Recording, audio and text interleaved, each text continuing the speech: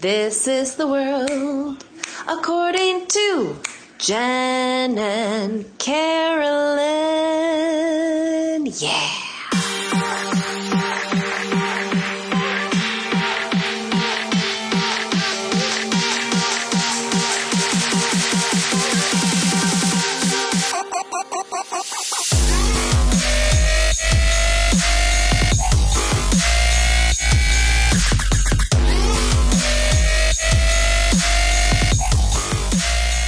What's up? Hi, friend. It's a beautiful Sunday. It actually is. The sun is shining. We had quite a weekend. Yes, the sun is shining. The Supreme Court ruled against Trump. And didn't he just raise something again today? He did. He went in and see, this is where I need to go and look at like the constitutionality of the ruling. And it was funny too. And I've been reading a lot since. Obviously, he condemned the judges, two of whom he appointed. Picked, yes. Yeah.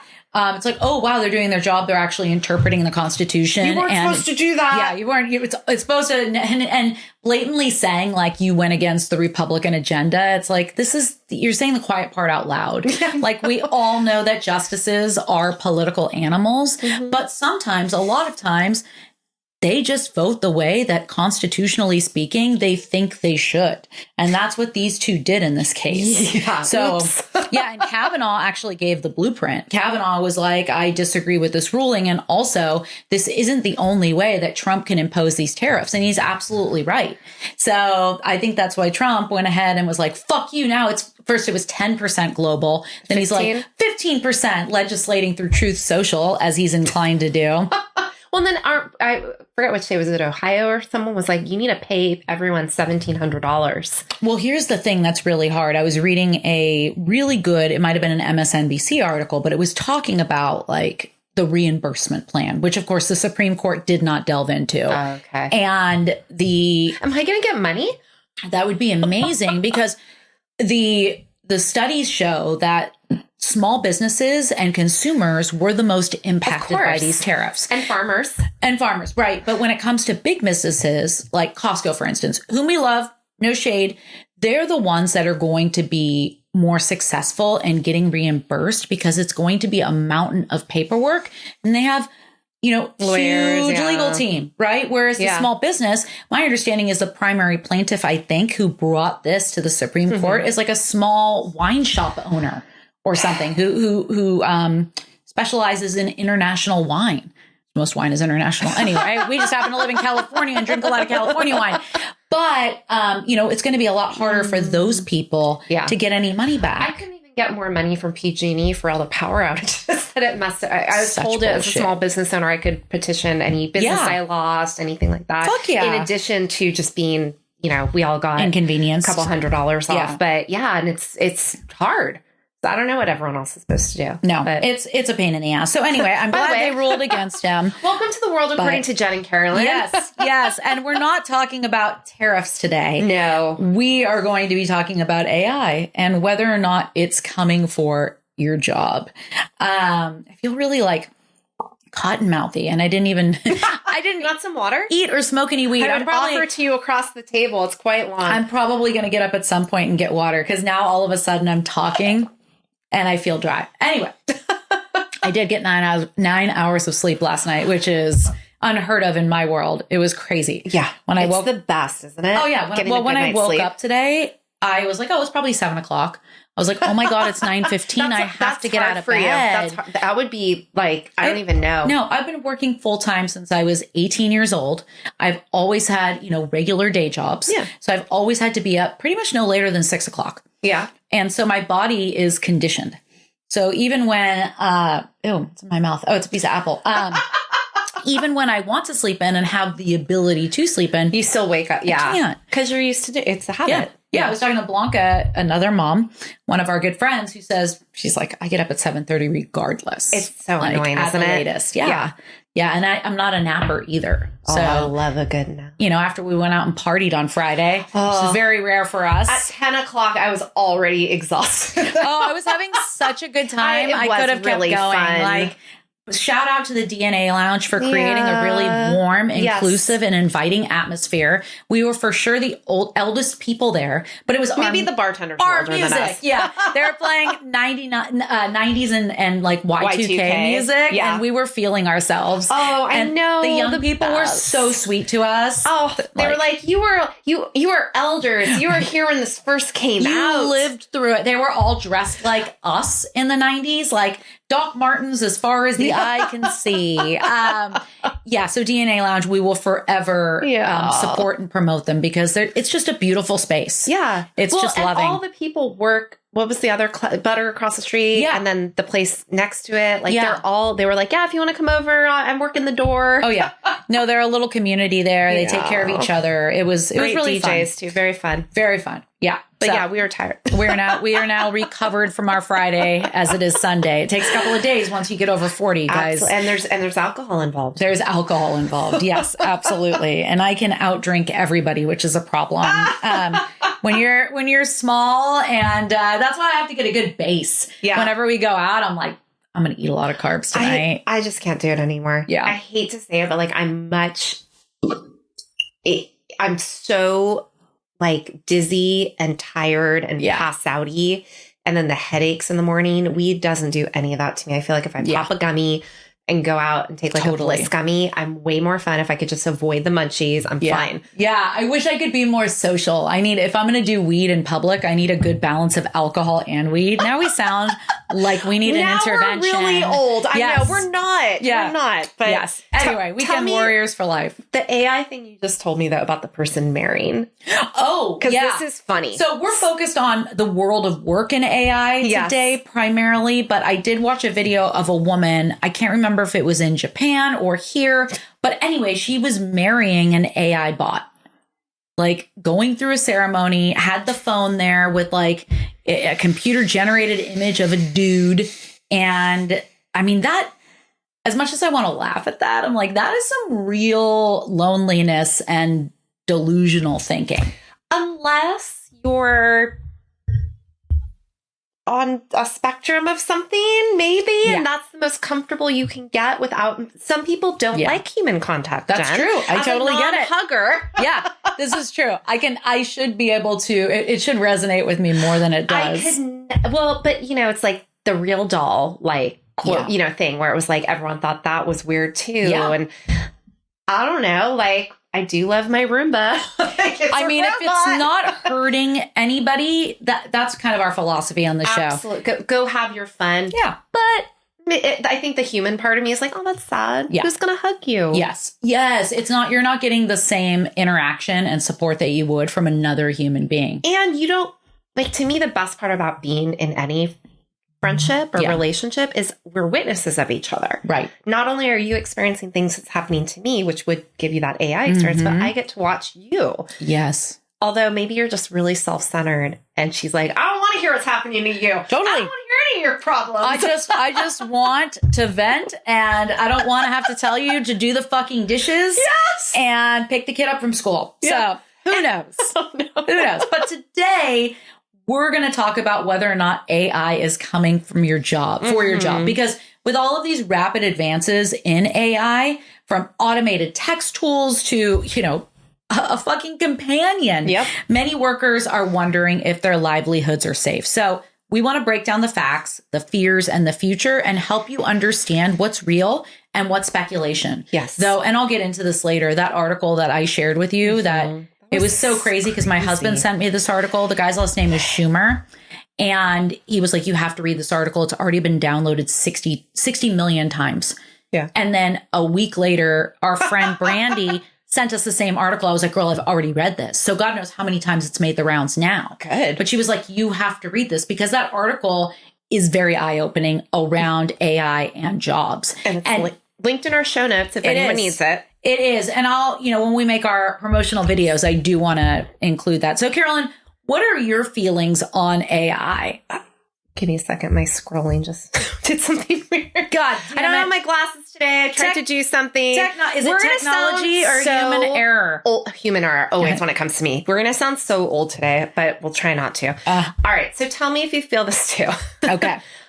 part of me wonders if you and I are also the type of people who kind of romanticize like the simpler times, coming from the 80s and 90s, right? I think every generation does. Absolutely. Yeah. I don't, I don't want to be the one in the way of something that, you have to progress with the world. Right. It's like if you were my dad was like, computers, those won't last.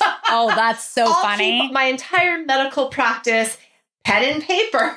Not someone who invested in early Apple technology, I take it. Nope. And that was, like Lieutenant Dan. Again, there's nostalgia, but we also have I have some clinical data I'm going to show you that backs up my kind of concern that this is just the world now. I use AI. I use a platform called Claude, and it's helped me build my business. It's how we market this podcast. It helps me work things. And I've also had the experience where AI has told me something I want to do is not good, or like, hey, that doesn't sound ethical, Carolyn. Like, here's how you need to do this. And I'm like, whoa, or I'll say something. It's like, that's not nice. I'm like, shut up. Yeah. Anyway. I didn't ask for your opinion, Claude. Fuck you. That was ChatGPT. I don't use ChatGPT now. I only use Claude. ChatGPT's a saucy bitch. She is. I'm trying not to use ChatGPT because the owner donated like $25 million to Trump. See, that's the other thing, right? So there's the political concerns, but my feelings are complicated. And I think that's a really good place to start because before I can get into AI, I keep coming back to what we already know about technology and learning.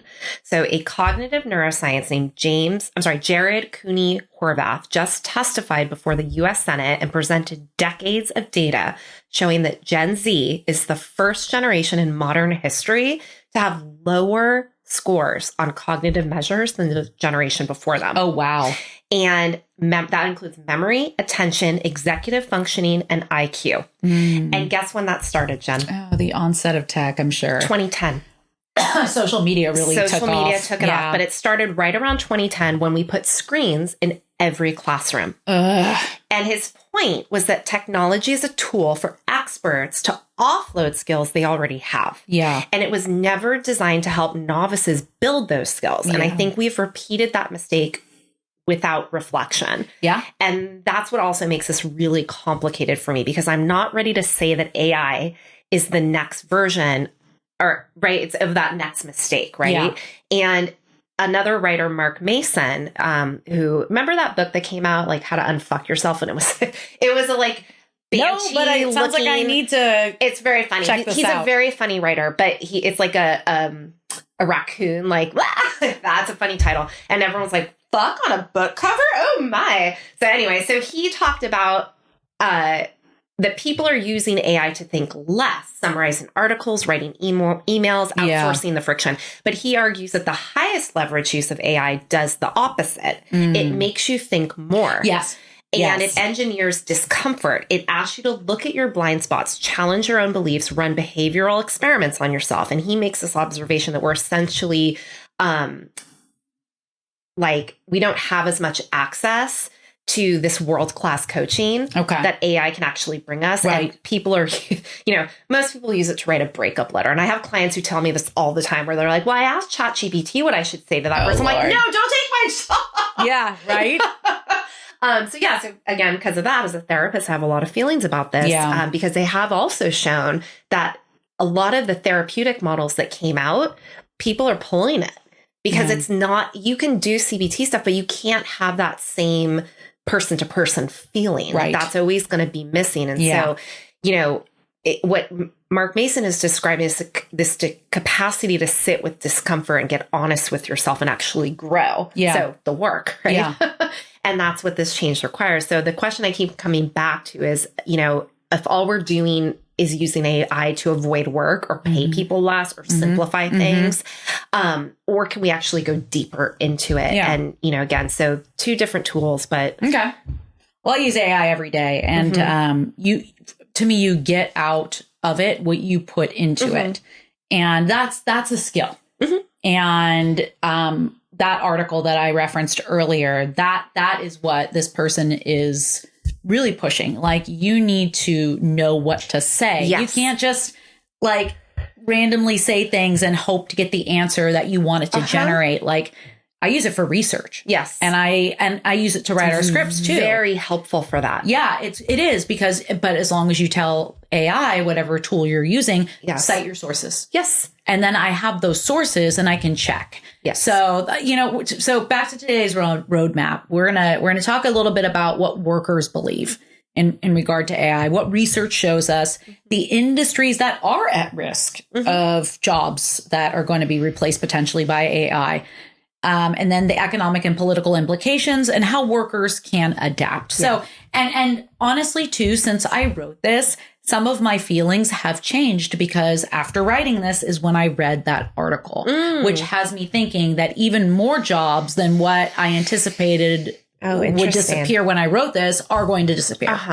It's fascinating. Okay. So, let's talk about the worker sentiment. What do people think? So, many workers already believe AI will affect their job. So 85% think AI will impact their roles in the next few years. Roughly equal shares expect benefits versus replacement of some tasks. So that's good. And that's kind of how I think. That's how I utilize AI. Like, I work in government. We all have a ton of work on our plate. We are permitted to use AI now. It took us a while to adopt it. We have to use it in a very specific way. Yes. And we are only supposed to use one tool, the Microsoft one. Yes. Copilot. So, because it's, it's something we pay for. And if you pay, my understanding is if you pay for an AI chatbot or whatever, it insulates you more and protects some of your information. But it's called open AI for a reason. Right. So you have to be careful. We, in particular in government, have to be careful about what we feed into it. Well, and it's being recorded. Yeah, it's open AI. It lives there. Yeah. So, but I already noticed with Copilot, and it might just be because it's inferior, because it's Microsoft. When I have a hard time with Copilot. I've gotten used to it. But when I log out of it and I go back in, and I'm sure there's maybe a setting, it might be a government setting, doesn't keep your previous inquiries. Oh, interesting. Whereas ChatGPT does. Yeah. And it might be a government setting because... Sorry, go ahead. Yeah, no, I was just going to say, because in government, and a lot of people don't know this, we have something called the Sunshine Act. And the Sunshine Act, happy. It's the furthest thing, but I get it and I respect it. Essentially, anything that we produce in our government roles, be it an email, text, whatever, somebody can say, I want all the records pertaining to fill in the blank. And you have to turn it over. Because is it considered it's technically public record. Belongs to the people. It belongs to the people. And I get that. And so... Then how have the Epstein files Well, that's the thing. Us Can I shed some sunshine on some of those? I know. Us lowly civil servants are held to a much higher standard than the people that the president and the rest of the fucking assholes involved in some child sex murder cabal are held to. Well, I was going to ask you have to do training because a lot of the platforms I work on for mental health, I had to do a training if I was going to use AI. There is a training. Well, it's we do lunch and learns and shit, but we do have to disclose how we're using it and what we're using it for. Every year they do an audit. Okay. And it's just one more thing that can be sunshined, right? So I don't see it as scary. Yeah. I'm anything can be sunshined in our work role. So, and I've been through it before, and I've been through it for lawsuits between different entities, and I've been through it with reporters. People trying to break a story, and I'm like, there ain't nothing interesting in my emails. I was going to say, if you're behaving appropriately and doing your job, you shouldn't have anything to worry. It's have all my notes. Yeah, I don't hiding anything. Okay. Yeah, and I keep my nose clean because I have integrity too, but also the added threat. Weird. I know, the added threat of having to publicly disclose the stuff also keeps me on my best behavior. Yeah, right? as it should. Yeah. So people also think, a separate survey found 34% of U.S. workers fear AI will lead to job loss in the next 5 years. Let's talk about younger workers. This really surprised me. So especially Gen Z, they are particularly anxious, while some older workers feel more confident about adapting. And it might be because what you talked about. Yep. Some 80% of employees expect AI to affect their daily tasks, according to a survey of 27,000 workers and 1,225 employers conducted by top recruitment firm Randstad. Gen Z is the most concerned generation, while baby boomers show greater self-assurance and are the least worried about AI impacts and their ability to adapt. Randstad's annual work monitor report said Randstad's data shows that job openings that list AI agent skills as a requirement have skyrocketed by 1,587%. See, I work in workforce development, and we just put out our major request for proposals. Yeah. And we're re-procuring for all of our program areas, and we have a tech program area. And I'm like, we are going to see an influx of AI trainings, which is what I want to see. Yeah. Because young people and even, people who want to upskill, like they need to know how to utilize AI in the work world. Yeah. And maybe that's why it's one of two things, right? Us older folks either like are so ignorant when it comes to technology that we're like, we ain't scared of this shit. Whereas Gen Z is more tech proficient and they're like, you should be afraid. Or it goes back to what you said that I briefly touched on. They're the anxious generation. They're the anxious generation. They're just about everything. And also, too, if their cognitive skills are declining and all these other skills are declining based on the data that you shared, that might be why they're afraid. That's funny. I was thinking, they're like, the older generation is like, no, we're going to have to use this for 10, 20 more years. That might be too, right? Retirement, right? Exactly. Or I'm irreplaceable. Yeah. It might be that too. Like this misguided interpretation of how Boomers. Indispensable they are, the narcissistic generation. Totally. Or it's people like us who have had a lot of college, a lot of learning, and know how to use it as a research tool to augment and support our work instead of to do our jobs for us. Yes. Well, and there's a flexibility. You have to be flexible with tech. Yeah. And any influx of something that's coming into your job. Yeah. It's like, all right, so this is something I could either be afraid of it, like my dad who's like, no, or like, all right, let me learn how to use this and add this as a skill set. Totally. And you also have to have the skills to determine whether or not what AI is generating is accurate. Yeah. I was writing some legislation last week, and I did not use it to write legislation. That is not what I'm using it for. I used it for research. Yes. And it was cobbling together an interpretation. And I kept saying, give me the exact language. And they're like, I'm like, this isn't right. You told me to go to this page on this legislation. And I don't see it. And they're like, oh, you're right. It's because this is an inference based on this, this, and this. And I'm like, okay, that changes the way I'm going to approach this when we determine how best to write this legislation and introduce it to supervisors. Well, and I think that comes with, like, anytime you do research paper, to me, the most fun, but also the most time consuming part, it would be months and months of gathering lit data. Right. And trying to have your statements of here's what I want to prove. Here's the articles I'm going to pull to prove my point. Yeah.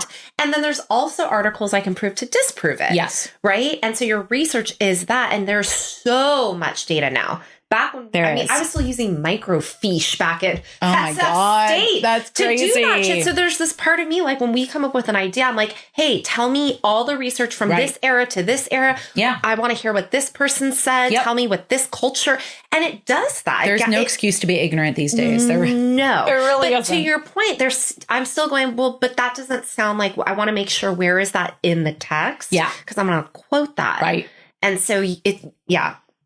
Computers make errors too. Totally. AI hallucinates, but that's happening far less frequently now. And that's what that article by that Schumer dude pointed out, especially if you have a paid for a version of a model. Well, ChatGPT won't tell me shit about Republicans. Oh, that's funny. That's political. I don't want to talk about that. You have to be very crafty in the way that you craft your inquiries. So tell me something shitty Trump said. Yeah, I can't do that. That's not kind. Well, yeah. And now we get it. It's like that motherfucker donated $25 million to Trump. So we're not going to get any critical analysis. Write back, I'm so sorry. I did not mean to. I'm like codependent with my AI. I'm sorry. I didn't mean to offend you. It's always like, how did this answer suit you or whatever? I'm like, this is shit. You're shit. Fuck you. You're lying to me.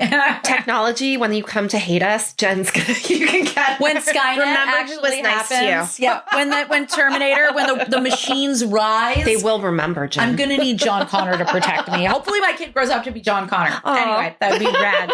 I just want to be Sarah Connor. Right? I just want to be fucking Linda Hamilton from T2 and my well, we don't call them wife beaters anymore, but my white tank top, my husband abusers, and my fucking guns. Do you remember when she came on and everyone was like, this is 40? I'm like, 40-year-old women can be cheated on this? She was with James Cameron. They were married. Oh, I didn't know that. Yeah, and he directed that, I believe. Oh. So, but yeah, I think I could be wrong, y'all. I could be like smearing poor James Cameron, but I think he cheated on her with Kate Winslet. I could be wrong when he did Titanic. Could be wrong.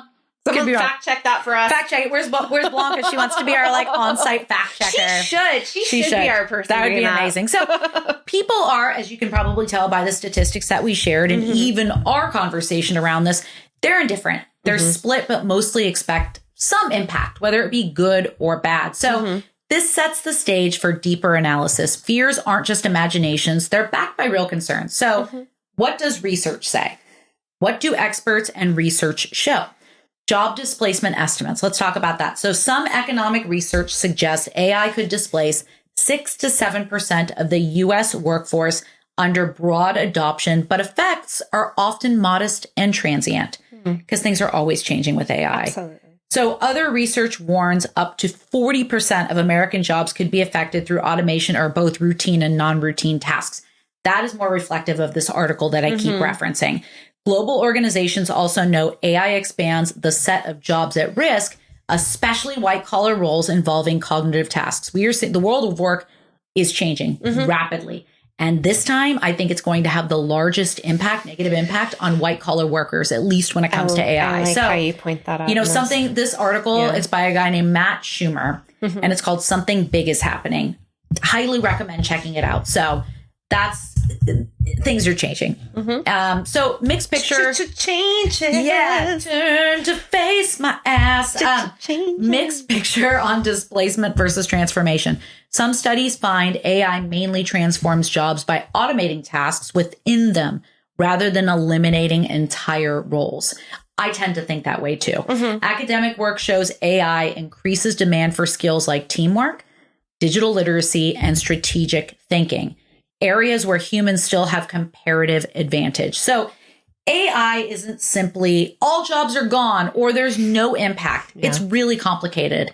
Some jobs get automated, others get augmented, and new roles are emerging. And that's important. And that right now, since the people we support around jobs and training tend to be the most vulnerable in our society and the folks who have the least amount of work experience. And so my question is always, where are the intersections into AI or the entry points into AI work for them? Well, and I would think too, on an international level, this varies. Yeah. Like I'm thinking of like in Japan and Asian countries, automated, like they have whole drugstores where it's like, okay, it's like a vending machine. Yeah. Japan's been on this shift for a lot longer than we have. Yeah. But I think about that when you go into like McDonald's or into the bank, even like banks don't need to be because everyone uses ATMs. And to me, that's a version of AI. I mean, kind of. People still need to talk to a banker. Like if you have more complicated things that need to be accomplished at the bank rather than just getting money out, you need to talk to somebody. So, I mean, my husband just went to close an account with his mom and needed to make an appointment and have a conversation with somebody because there's ID that needs to be checked. And a lot of that can be performed with technology. I get it. Right. I don't think those rules are ever going to completely go away. But like that middle, like the tellers or those types of jobs, I think would cause concern. I think, exactly. And also there's still a huge segment of the population that isn't comfortable with technology replacing humans. Old people, right? And even me to a certain extent. I like talking to people sometimes. I like the option. Yes. I like having that option. Yeah. Like that article that I keep talking about because it had clearly such an impact on me. Yeah. He talks about financial advisors. And he talks about the financial advice that AI is giving to like day traders, for instance, and how spot on it is. Oh, really? Yeah. Yeah. And like telling you where to invest your money, et cetera, beyond like day trading. Like actual investments, something a financial advisor would do. And I still am not to the point where I don't want to do that with a human being. But if it gives you more information, it will prep me for a really good conversation, a really good meeting with somebody who's been doing it for 40 years. Yes. You know, like that's what I want. That's what I want, to be able to do the research so I don't sound like a complete and total fucking idiot, which I often do when it comes to money. Highly doubtful. I know how to spend it. Don't know how to save it. So, Carolyn, how does not understanding how AI works intensify fear and fatalism? Mm-hmm. Well, psychological research shows, and I think this kind of makes sense, that uncertainty always is going to increase anxiety. Yeah. And so we're in a documented loneliness epidemic. Sometimes I'll go through, 6 or 7 sessions a day, and it's ironic that all the people I've talked to all are feeling lonely. Yeah. But if I were to say, hey, why don't we do a group and you guys all can come together and we'll talk about the same thing? No. I don't want to do that. So we're in a loneliness epidemic, and that's been going on. Pandemic definitely pushed that along. And the U.S. Surgeon General issued a formal advisory on it. Research published in a 2024 PLOS Medicine. I don't actually know what PLOS. Me neither. It's in my show notes, but I should look that up. Sorry for not knowing that. Okay. Found that chronic loneliness carries mortality risk, comparable to smoking 15 cigarettes a day. I love that statistic. We already know that from polyvagal theory, the nervous system is literally wired to regulate through human presence, eye contact, vocal tone, physical proximity. We've talked about this in dating. We need that. So that's not a preference, that's biology. And the next concern isn't just physiological. It's, we're talking about philosophies too, right? So here's why this is complicated.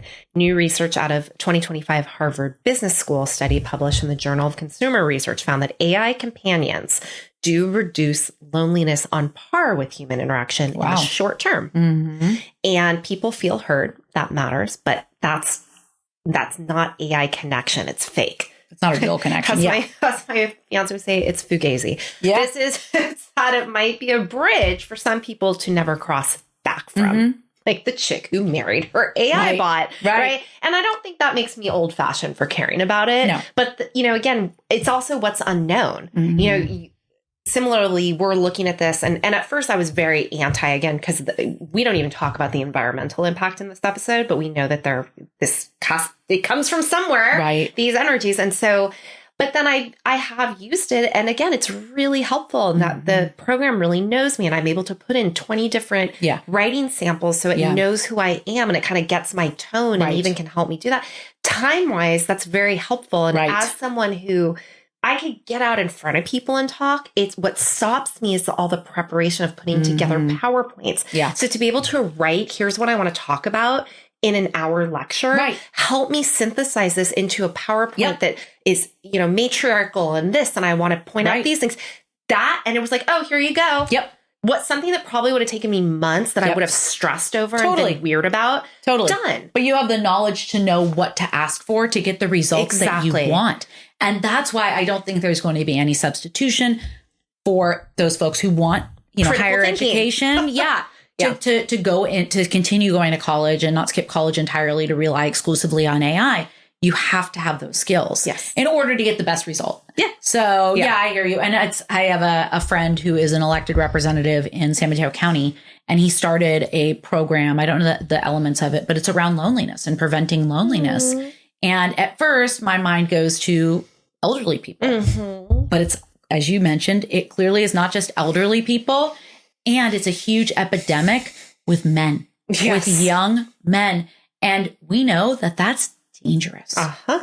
There is danger associated with young men being lonely. Makes them angry. The ones who don't have access or don't feel like they could talk to a woman, right? And then project that anger and frustration and then those feelings of inadequacy on women and become fucking incels. I think that's how that's how Trump made it in. That's where we are right now. Because a lot of angry, particularly young white men.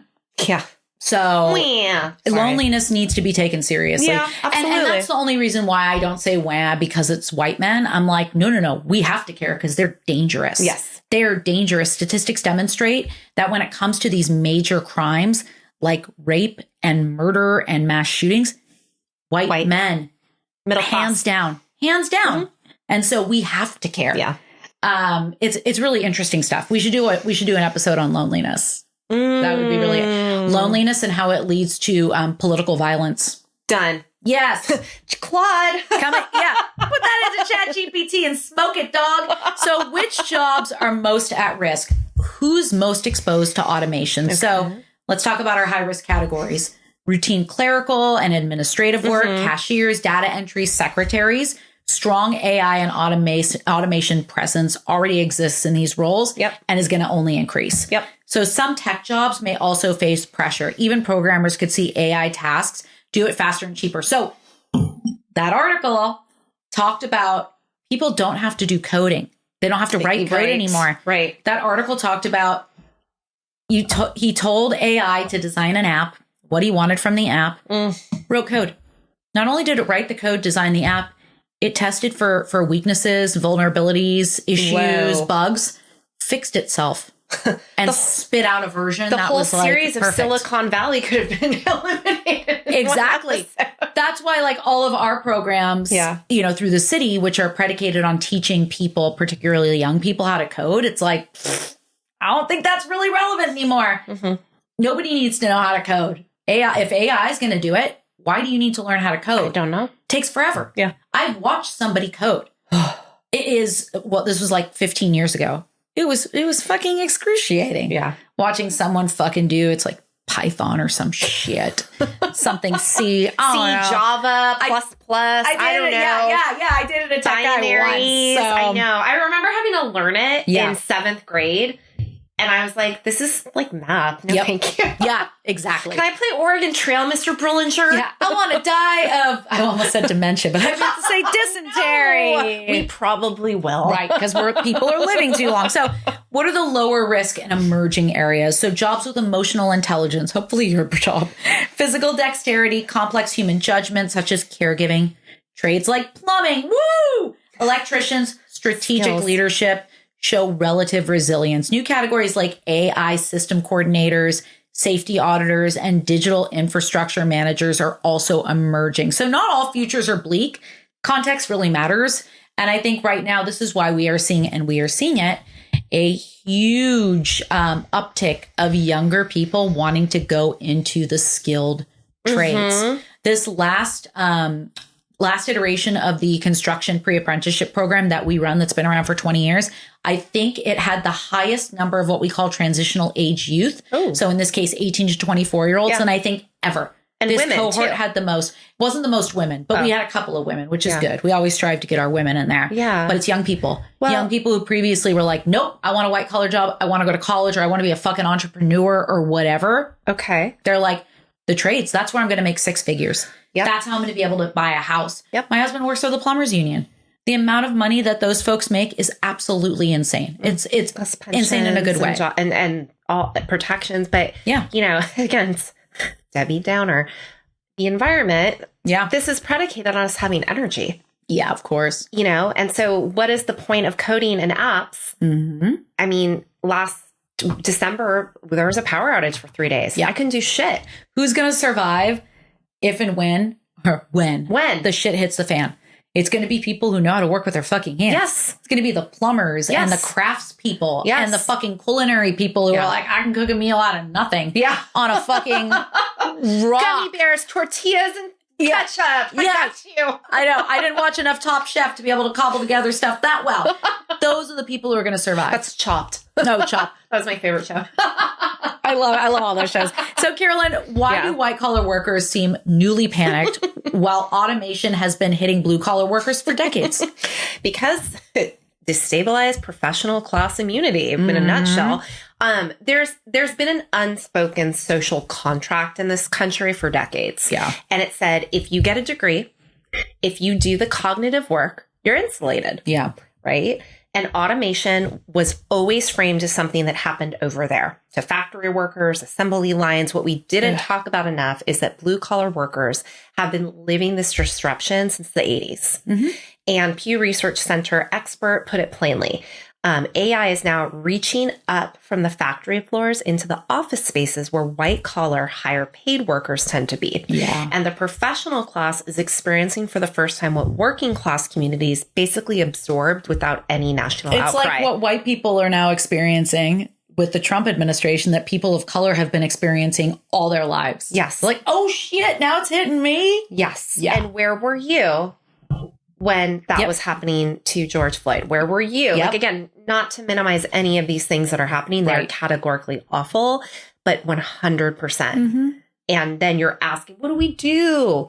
That goddamn poem will haunt us. First, they came for the blue collar workers. Then they came for the coders. Then they came for the tech bros.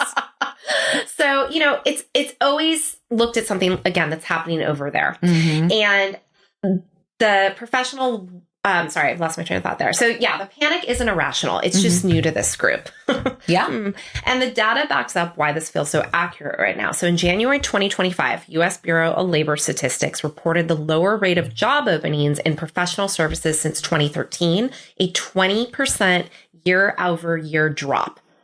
The American Staffing Association found that roughly 40% of white-collar job seekers in 2024 couldn't secure even a single interview. Wow. IBM, Google, major companies have openly said they're holding off hiring in back office and administrative roles because AI can now do that work.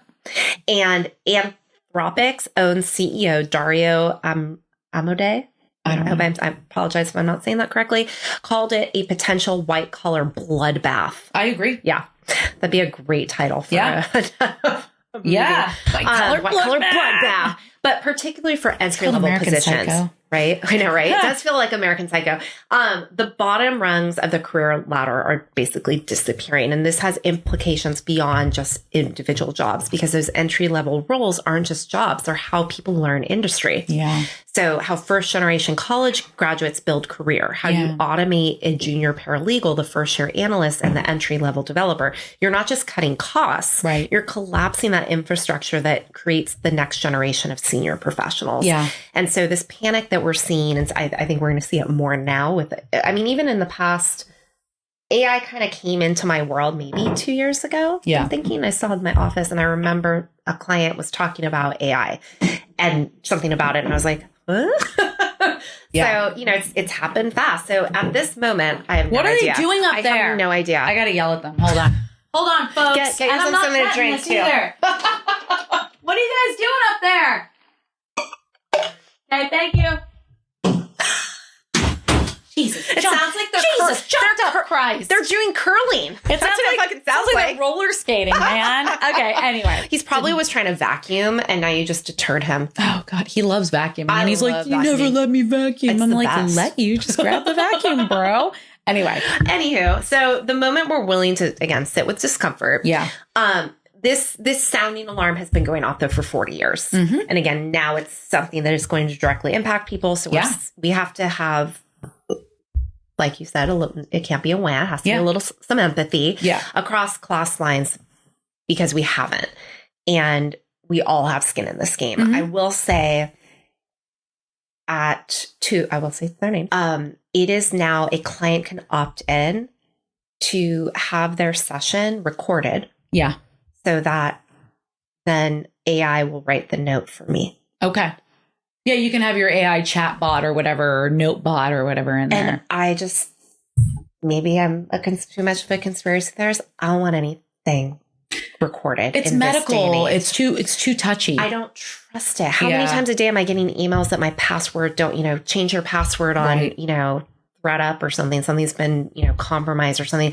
I'm already editing my note where I take out race. I take out anything we've talked. It's such a simple soap note that will just get the case, get them another session. Right. I don't want that recorded. No, that's good. That's very conscientious of you. I just don't. And I just feel so weird. We had to go through a whole hour training and I felt like an old fogey though, where I was just like, also to me, like that note taking, I take a lot of pride in that. Yes, it's a pain in the ass. Yes, I leave them all for the end of the week and I'm exhausted, but it helps me think about them and think, okay, what do I want to do next? Like, I don't see, that's part of the job. Right. That's part of the job. It's part of the reflective practice. And it's part of you giving them the best resources and tools that you can offer. Well, if anything, I'm going, why are we all investing in this and struggling to write these notes? Why don't we look at why we're even keeping notes in the first place? Because I have to prove to an insurance company that this person who I've gone to school for and can assess. Yeah. That to me, it's such a let's help all these stressed out therapists who can't get their notes in on time. Well, because it's a ridiculous thing. Right. Well, it's to appease an insurance company. Right. Who shouldn't have any say in medical shit but ever. They do. They get to say, hey, this person seems like they're doing good. They've had 12 sessions. Let's end it. And it's like, that's kind of not how it works. But so anyway, If you're wondering, and all my clients said, what do you think? And I said, no, don't do it. Yeah. I was like, I'm not going to do that. I don't want anyone listening to me either. No. The shit I say in a session. It's privileged information. Sometimes it's a little bit not what it's like, fuck that guy. Yeah. I don't know if that's therapeutically appropriate that I want that documented. You got to tell them what they need to hear. And sometimes that's what they need to hear. That's my shrink philosophy as someone who's been in therapy. I just think of all the things no, not therapy. I agree. So what does this mean? We'll touch on this briefly and then we're going to wrap this up economically and politically. So AI isn't just a technological issue. It's economic and political. Everything's economic and political, right? Mm-hmm. Research shows about half of the experts expect significant displacement of both blue collar and white collar work with potential consequences for income inequality and social order. Great. Something else that lends itself to income inequality. Mm-hmm. So governments and institutions are debating training programs, universal basic income, and strategic retraining programs. These are all the things that we're talking about in my office. Yep. This isn't a dystopia or a utopia. Mm-hmm. It's a battleground of policy and investment. So, the panic that you touched on, it's already here. So just last week, and that's why this article from Matt Schumer made a lot of sense, because it explained what was happening last week when there was a huge panic on Wall Street. Worries about artificial intelligence disrupting business models had sparked a sell-off in software firms, brokerages, and trucking companies the previous week. This is why, my friends, that the Teamsters are concerned. Trucking companies. Leading to Wall Street's 3 main indexes to record their biggest weekly decline since mid-November. So potential risks from Chinese AI players exacerbated the uncertainty. And on Monday, Alibaba unveiled a new AI model, Qwen 3.5, designed to independently execute complex tasks. So that's what this article talks about. Yeah. AI is now able to execute really, really complex tasks. And so it's going to eliminate a lot of jobs, and people are panicking, seriously panicking. And I think it's justified. Mm-hmm. I think it's justified. So how can workers adapt? So focus on complementary skills that we keep referencing, right? That AI can't easily replicate: creativity, leadership, ethics, empathy, digital literacy. Lifelong learning and reskilling are increasingly essential. Many job postings now demand new skills tied to digital tools and AI. So if you're an older person, even older than me and Carolyn, don't say, fuck AI. It's inconsequential in my world. That isn't true necessarily. Learn it. Learn it. Get good at it. Make yourself invaluable as the employee who knows how to utilize AI and get the best results. And this is where I'm at right now. I have a friend who's a job seeker, and he was having me review his resumes and his cover letters. And I kept giving specific instruction to AI and generating improvements. Yes. And I go, I'm going to teach you how to do this. And now he's doing it. And he's like, this is great. And you add it to your resume. Right. I'm like, and you can tell AI, retain as much of my voice in this as possible. So it doesn't sound like somebody else wrote it or that it's not about you. Yes. You want your voice to come through, and you can tell AI to accentuate that. Yes. So there's a mindset shift, right? So think of AI as a tool that augments human capability rather than a pure replacement. In many fields, success is going to mean mastering AI tools and not competing with them. It's those of us who adopt and adapt, flexible, not like, the people who resist. Yes. So I always think about this is a big one in workforce development.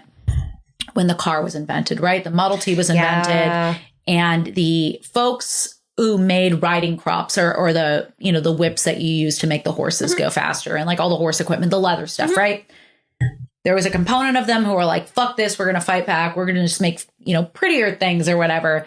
And some of them were like, ooh, how can we get in on this? And they started making the leather for the interiors of these cars. Yep. And they're the ones that lasted. Don't be Blockbuster when it comes to AI, be Netflix. Right. Exactly. Exactly. So I keep coming back to this. Every major technological shift in history has asked us the same question. Are we going to let this happen to us?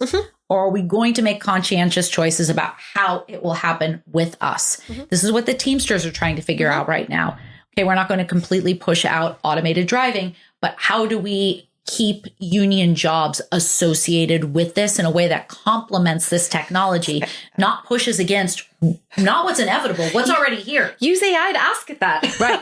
Totally. I'm going to work with my friends at the Teamsters on that. So we didn't ask the question carefully enough when we put laptops in every classroom, like you said. Mm-hmm. And now we have the chance to ask this question. Yes. And we can't miss the boat on this. No. So beings need, you wrote this. Yeah. Well, yeah. What you're saying, like, I was like, I'm like, these aren't my words.